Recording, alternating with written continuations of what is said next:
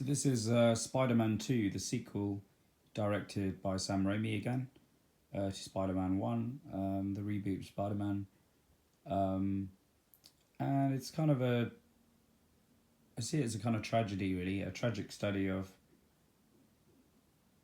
a character about ambition, about failure, responsibility. Doc Ock is the villain in this. Dr. Octopus, who's one of the legendary Spider-Man villains in the comic book series. Dr. Otto Octavius, who uses these steel-like titanium, I think, tentacles to manage an experiment which goes out of control, and it kind of warps him into a villain. I don't really see him as pardon me. I don't really see him as evil. I see him as a broken man, a brilliant man consumed by ego and grief. And he slowly gets sort of taken over by his creations, who then start to consume and control him. Alfred Molina, the actor here, is just incredible, I think, as the villain. One of the best villains I've seen. He brings an almost Shakespearean-like performance to the role. And I really like how it sort of merges sort of action with emotion, this film. Some of the battles are incredible, especially the train battle, which really needs to be seen.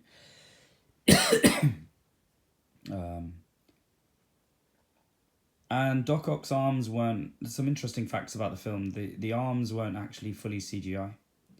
They built like 4 practical mechanical tentacles, and they were controlled by sort of multiple puppet controllers or puppeteers. And there's a kind of scene in the hospital near the beginning of the film where it's almost like a classic Raimi horror film. Really, it's like a horror film. The way they shoot it. Some of the scenes will feel similar to a horror. Some of the blocking of the shots, etc. And it was all entirely practical effects.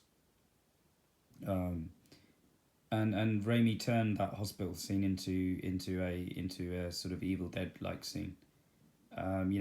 Shadows, quick zooms, screaming victims. And it's almost like he's putting a bit of horror into a superhero film.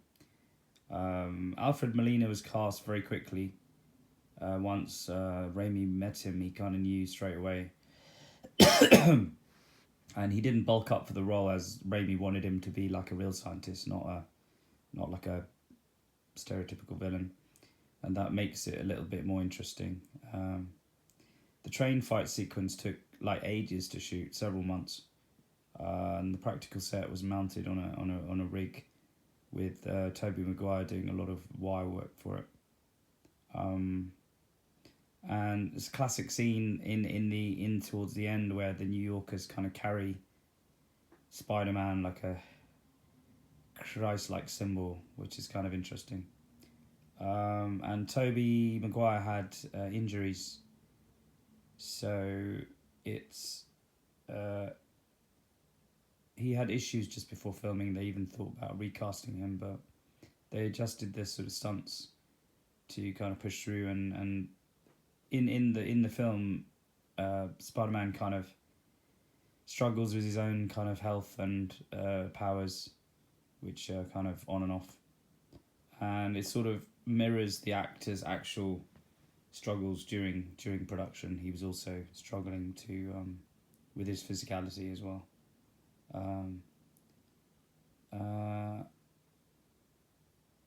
And originally they tried to make it a bit more darker, but Raimi decided that he'd rather have the tragic character rather than the villainous character, so it's kind of cool.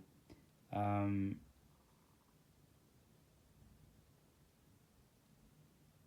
Doc Ock's character is really interesting. The reason why it works so well is he's almost like the opposite of Peter Parker, right? Whereas Peter is brilliant, idealistic, driven. So is Doc Ock, but he's more obsessed. And whereas Peter chose great power, great responsibility, Doc Ock chooses pride and that's the actual film. It's all about that, the opposite of each other. So that's Spider-Man 2. It's on Netflix right now with all the other Spider-Mans. Yeah, check it out. It's one of the great sequels, I think. I think it works really well as a sequel. I think they did really well with this film, and the shots are incredible.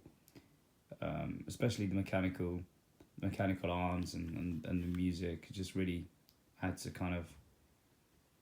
flavour to it, and I almost see this as almost Shakespearean in a story. So, a tragedy. Go and check it out. I'll see you in the next one. Bye for now.